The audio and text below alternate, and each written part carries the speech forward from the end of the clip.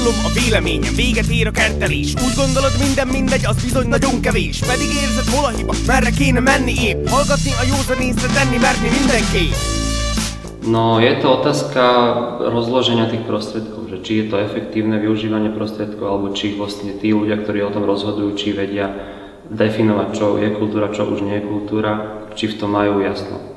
Ten záujem o kultúru je skôr také dlhodobé hľadisko spoločnosti, že dlhodobý pretek ako keby, pretože keď toto povedomie sa vtlka od malička a proste je to na istej úrovni, tak ten človek inak zmýšľa aj o sebe, aj o svojej spoločnosti, aj o svojej krajine a dokáže lepšie reagovať a lepšie požadovať od politikov alebo od spoločnosti proste.